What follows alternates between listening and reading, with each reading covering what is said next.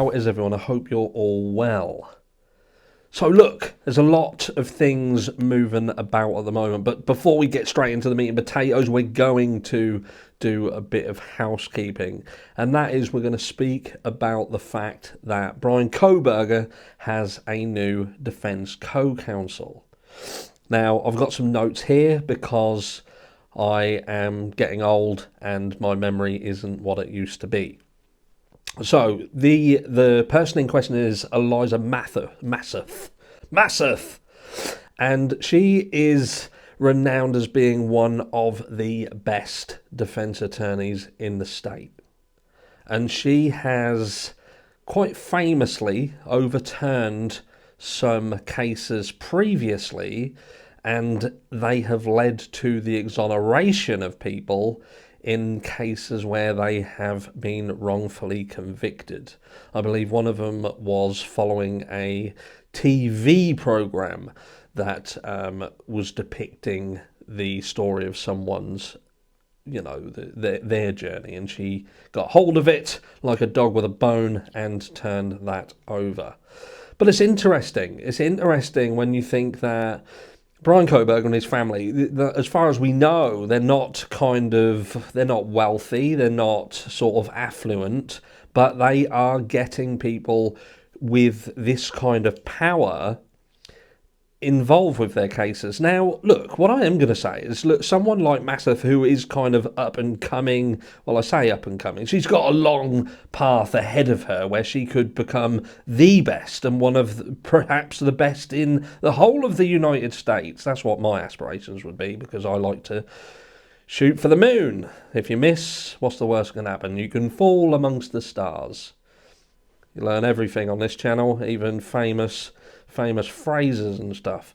But look, ultimately, what I'm trying to get at is that if she didn't think she had a chance, if she thought it could be damaging to her career, she probably would have avoided this like a plague. But she has got hold of it. And who knows? There must be elements of this situation. Remember, Bryan, right at the very start, said he was he was rushing back. He didn't hold back on extradition. He was eager to get back and get exonerated. Now we're seeing people who are coming into the fray to fight on his behalf who have in the past exonerated people. Now the skeptical may say that this was a plan. He had this planned all along, and this is now going exactly as he wanted it to go. He's studied criminology. He knows about DNA, and we'll come to that later on in video 2 today, because we've got another video which is it's one that you guys have requested. Now, there's been a few requested and I've had to shift a few round, but I promise all of those that have been said that I would do. It's just I'm trying to move them round in their relevance and importance.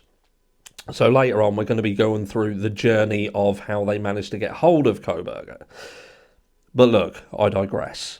At the end of the day, he has got a new co-counsel, and they are very, very, very good at what they do. And the idea is that they're looking to get him off. Now, there's two routes this can take, and this is going to take us now into the actual meat and potatoes of the video, because what you've got to think is this. Either Bryan Kohberger is innocent, and something's gone amiss. Perhaps law enforcement just moved too quickly, and they just got the wrong person.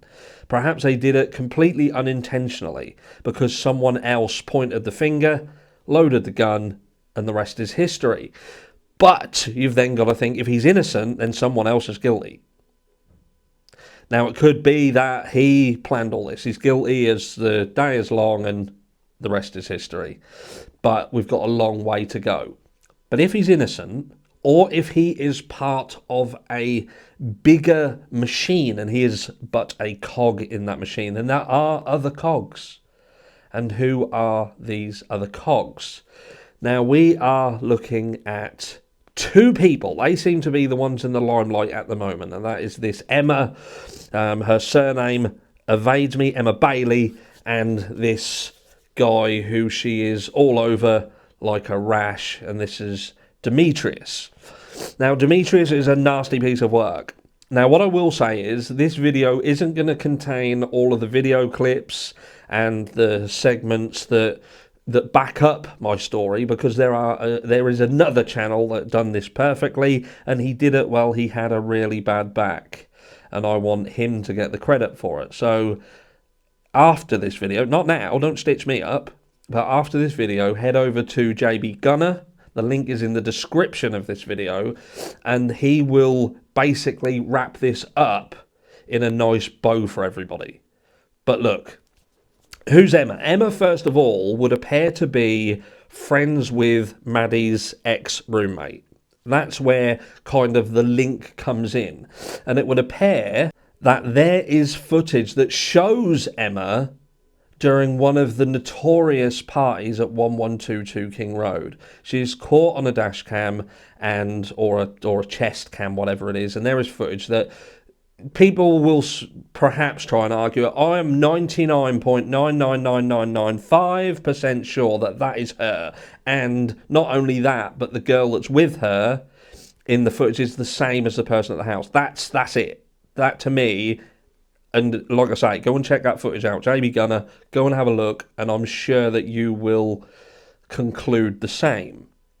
But I hear you ask, what importance and what relevance has that got? Well, she lived a stone throw away from 1122 King Road. And her life, like I say, since she's met with Demetrius, has descended into chaos. Now Demetrius, picture this, is a wannabe Suge Knight. He thinks he's a gangster. He thinks he's a promoter. He loves himself. He considers himself, I don't know, the next fucking Hugh Hefner. But he's a nasty piece of work. He's been involved in numerous charges, including violence and sexual issues towards women. I say issues. I know people will say, look, some things you just can't say. And if I want to remain on the platform, I have to be a little bit careful. I'm not saying it's right, but sometimes we have to follow the rules. But you get the picture. He's not good for women, including violence towards men as well. He has attacked people. He's been incarcerated multiple times for multiple things. Ultimately, he's not nice. And where are they right now? Where is Demetrius and Emma now? They are locked up, currently waiting further processing due to the fact that it would appear, the assumption is that they supplied narcotics to a student, young man, who just happened to be an ex-president of a fraternity. He lost his life. So look, the shit's rarely hit the fan with this.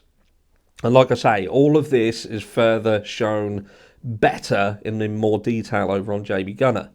But what I'm doing here is just painting laying the stage for you. I'm setting up the mic, I'm setting up the seats, I'm setting up the lighting, and then you can go and enjoy the show. But there's a lot of things in there. And what I'm trying to say is, if you believe Kohberger is innocent or simply part of a bigger machine, then someone else has to be the parts in that. And it would appear that if you look around, look, we cannot ignore the fact that there are narcotics issues in this place. There is. And many will try and not mention it or say it doesn't exist, but it does. There is a narcotics issue in this area that crosses from Washington over into Moscow. There are narcotics. And with narcotics comes money, it comes dealers, it comes problems.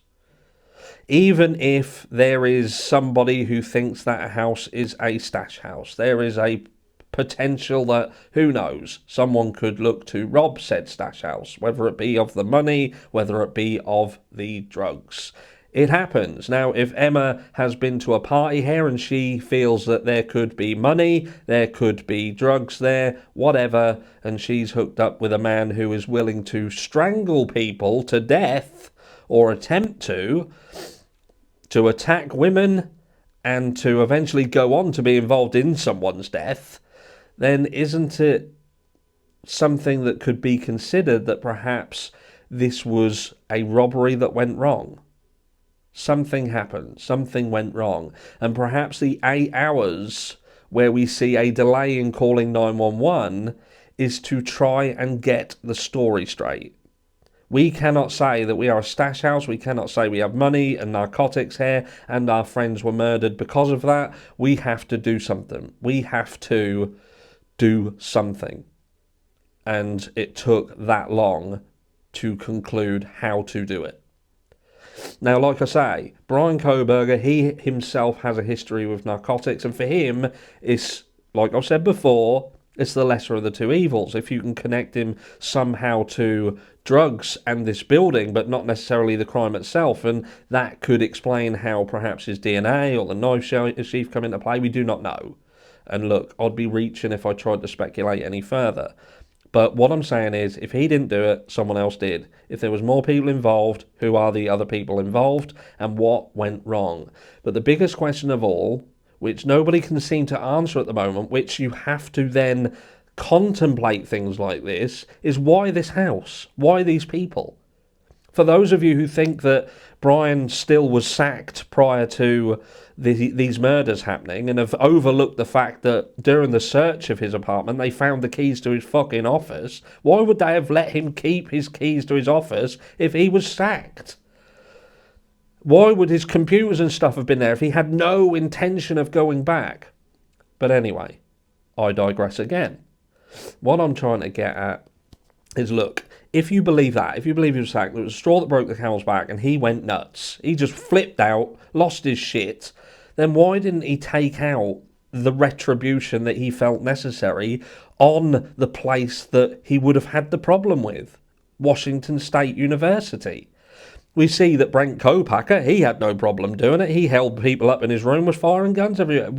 Bryan Kohberger, if he had the skill to travel over to Moscow, get into this property and do this crime in this manner, then he could have done it closer to home.